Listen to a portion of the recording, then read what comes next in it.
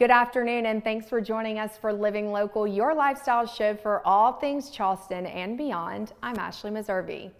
This day and age, many of us are desperately searching for the fountain of youth, and that pursuit can lead us down some pretty bumpy paths. Today, we are visiting our friends at Southern Cosmetic Laser to see how a thorough consultation can be the key to finding that perfect solution to all of your aging concerns.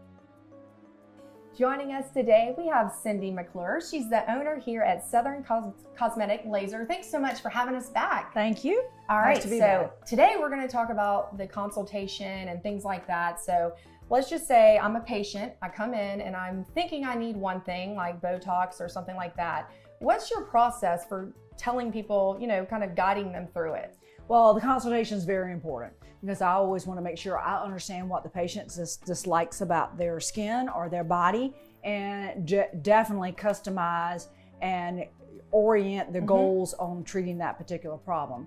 So I'm going to spend probably about 30 to 45 minutes with the patient, specifically asking you what it is that you don't like about, what brings you here? What are you looking to improve?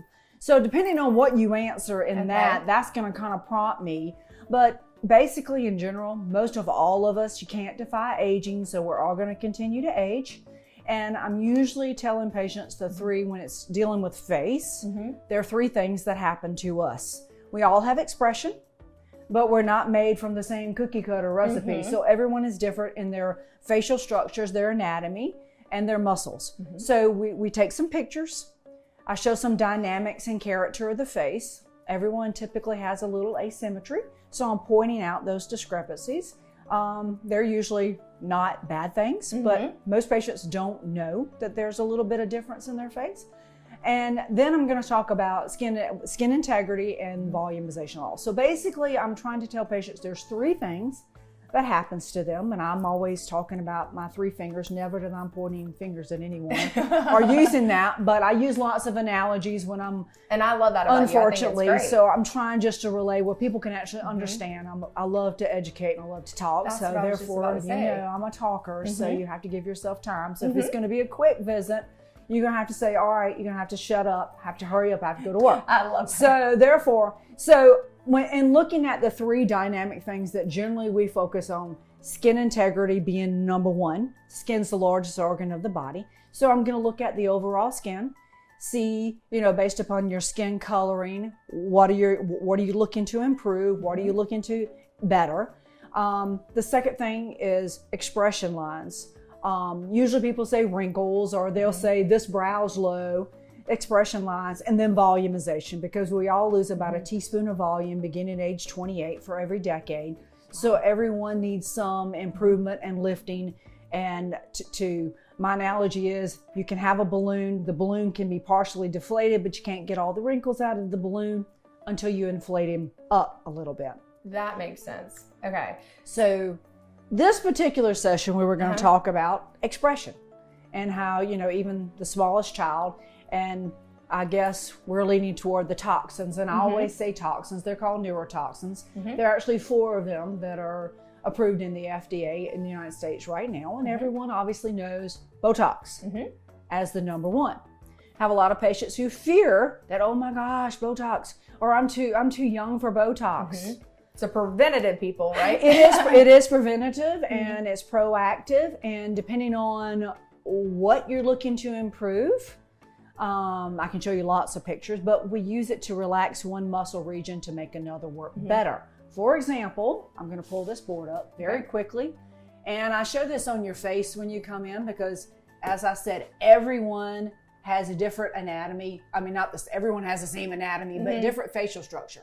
And you can't choose who your parents are. So, so when you're looking at a generalized face, usually people complain about lines here, or they'll complain about lines in their forehead.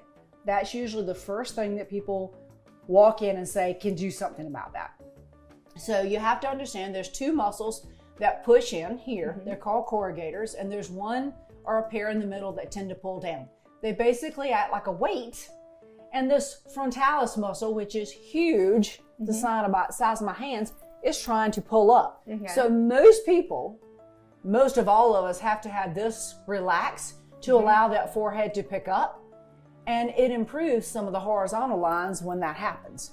It can also improve a little bit of the sagging, the muscles that squeeze around the eye, because you see how large that frontalis muscle is, and it wants to pick up. So it's the battle between the two regions of the muscles that create some of those lines. So it's just looking at the faces, trying to figure out what's going on with activity in your face and what you can benefit more.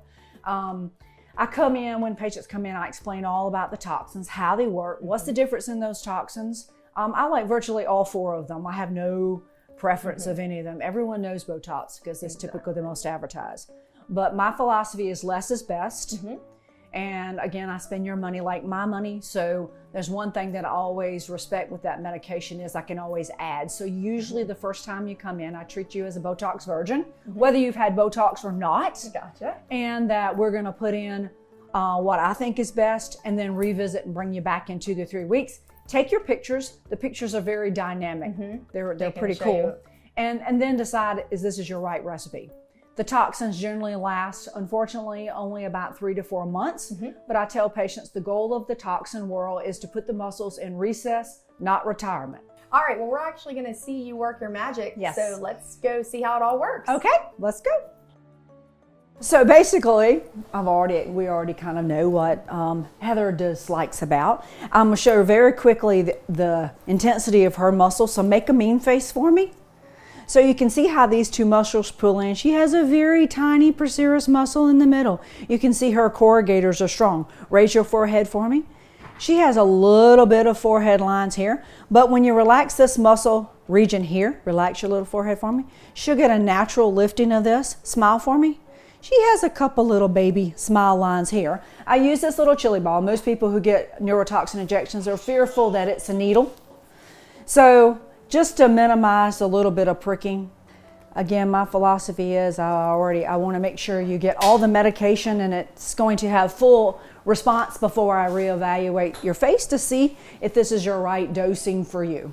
And again, not everyone gets the same kind of injections. It just depends on the specifics and the activity of your muscles and the architecture of your face. So it's different for everyone. Thanks.